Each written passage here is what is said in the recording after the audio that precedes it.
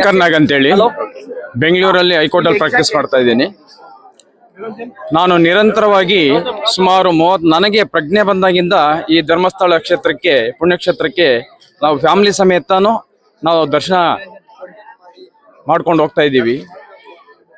ಸುಮಾರು ನನಗೆ ಬುದ್ಧಿ ಬಂದಾಗಲಿಂದ ಈ ಕ್ಷೇತ್ರದಲ್ಲಿ ಯಾವುದೇ ಒಂದು ಘಟನೆ ಬಗ್ಗೆ ಸುದ್ದಿ ಆಗಿರಲಿಲ್ಲ.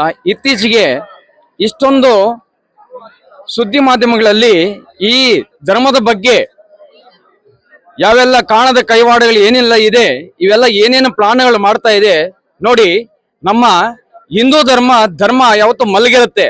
ಧರ್ಮ ಒಂದ್ಸಲ ಎತ್ತೇಳಿತು ಅಂದ್ರೆ ಅದನ್ನ ತಡ್ಕೊಳ್ಳೋ ಶಕ್ತಿ ನಮ್ಮ ಯಾರಿಗೂ ಇಲ್ಲ. ಈ ಸಮಾಜದಲ್ಲಿ ಈ ಧರ್ಮದ ಬಗ್ಗೆ ಪ್ರಶ್ನೆ ಮಾಡ್ತಾ ಇದ್ದಾರೆ.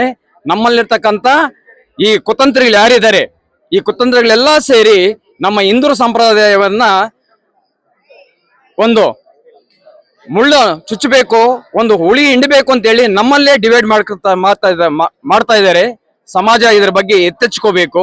ಇವತ್ತು ನೋಡಿ, ಇಷ್ಟೆಲ್ಲ ನಮ್ಮ ಮಂಜುನಾಥನ ಬಗ್ಗೆ ಇಷ್ಟೆಲ್ಲ ಕಳಂಕ ತಂದೂ ಸಹ ಈಗ ಈ ಜನಸಂಖ್ಯೆ ನೋಡಿ, ಇವತ್ತು ಭಕ್ತಾದಿಗಳು ನೋಡಿ ಯಾವ ಸಂಖ್ಯೆಯಲ್ಲಿ ಬಂದಿದ್ದಾರೆ. ಇನ್ನೂ ಹೆಚ್ಚಾಗಿ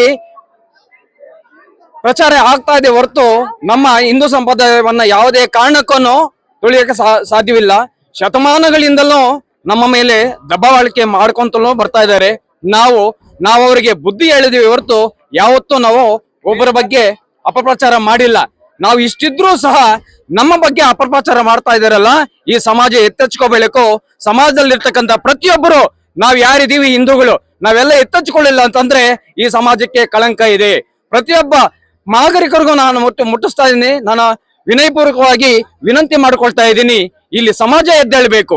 ಸಮಾಜ ಎದ್ದೇಳ್ಕೊಳ್ಳಿಲ್ಲ ಅಂತಂದ್ರೆ, ನಮ್ಮನ್ನ ನಾವು ರಕ್ಷಣೆ ಮಾಡ್ಕೊಳ್ಳಿಲ್ಲ ಅಂತಂದ್ರೆ ಬೇರೆ ಯಾರೋ ನಮ್ಮನ್ನ ರಕ್ಷಣೆ ಮಾಡ್ಕೊಳ್ಳೋದಿಲ್ಲ. ನಮ್ಮ ಮಕ್ಕಳನ್ನ ಎತ್ತೆಚ್ಚಬೇಕು, ನಮ್ಮ ಹೆಂಡತಿ ಮಕ್ಕಳನ್ನ ಎತ್ತೆಚ್ಚಬೇಕು, ನಮ್ಮ ಕುಟುಂಬನ ಎತ್ತೆಚ್ಚಬೇಕು, ಇಡೀ ನಮ್ಮ ಹಳ್ಳಿನ ಎತ್ತೆಚ್ಚಬೇಕು, ತಾಲೂಕನ್ನ ಎತ್ತೆಚ್ಚಬೇಕು, ಡಿಸ್ಟ್ರಿಕ್ಟ್ ಎತ್ತಬೇಕು, ಸ್ಟೇಟ್ ನ ಇಡೀ ದೇಶನ ನಾವು ಎತ್ತೆಚ್ಚಿಕೊಳ್ಳಿಲ್ಲ ಅಂತಂದ್ರೆ ನಮಗೆ ಉಳಿಗಾಲ ಇಲ್ಲ ಸ್ನೇಹಿತರೆ.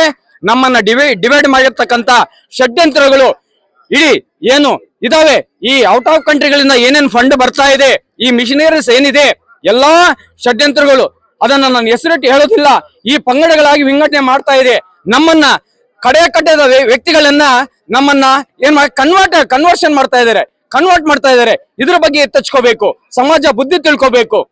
ನಾವು ಯಾಕೆ ಈ ಇಂಥ ಸಂಪ್ರದಾಯವನ್ನ ನಮ್ಮ ಪೂರ್ವಜರು ಋಷಿಮುನಿಗಳು ಏನಿದ್ದಾರೆ, ಏನೆಲ್ಲ ಈ ನಮ್ಮ ಸಮಾಜಕ್ಕೆ, ನಮ್ಮ ಭಾರತ ಕಂಟ್ರಿಗೆ ಏನೆಲ್ಲ